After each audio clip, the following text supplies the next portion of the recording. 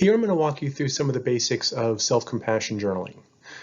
Journaling, it turns out, is an effective way to express and regulate emotions, and it has been shown to enhance mental and physical well-being.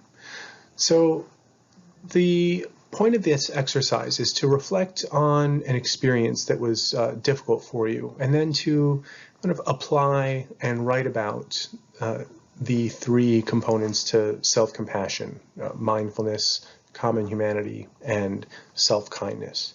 So what I'll be doing is walking you through each step of this exercise, just to kind of introduce you to each component and get you familiar with it. And from then on, it's something that you can use as regularly as you like. I'd recommend incorporating it into your journaling if you happen to keep a journal.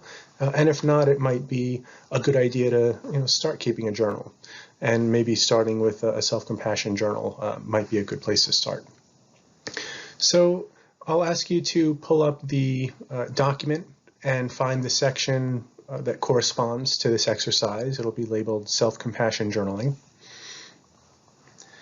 And what we'll be doing is, first of all, reflect on the past few days and write down something that you felt bad about, something that you judged yourself for, or any difficult experience that caused you pain.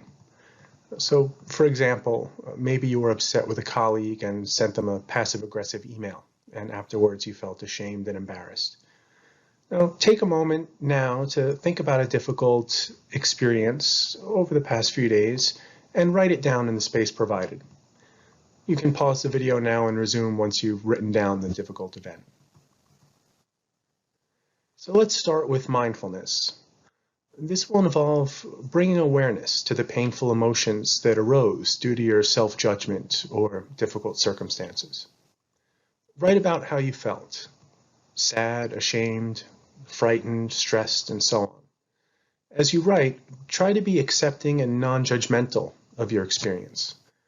For example, you might write something like, "I was frustrated because they did not respond to my last email. I got angry, overreacted, and felt foolish afterwards." So go ahead and pause now and resume once you're done writing for the mindfulness portion. Next is common humanity. Write about the ways in which your experience was connected to the larger human experience. So this might include acknowledging that being human means being imperfect, and that all people have similar kinds of experiences. You might also want to think about the various causes and conditions underlying the painful event. Keeping with this example, I might write something like, "My frustration towards my colleague was exacerbated by the fact that my boss has been putting me under a lot of pressure lately. If the circumstances were different, my reaction probably would have been different too." So go ahead and pause now and resume after you're done writing for the common humanity section. Last is self-kindness.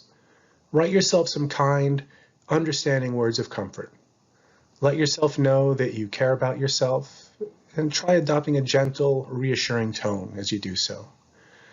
For example, "It's okay.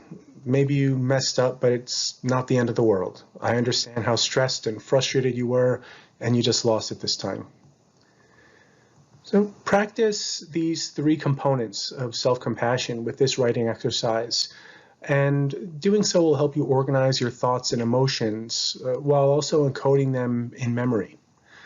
You could think of it like you're kind of carving new pathways for self-compassion with a writing exercise like this. So if you keep a journal regularly, your self-compassion practice will inevitably become stronger and translate more easily into everyday life.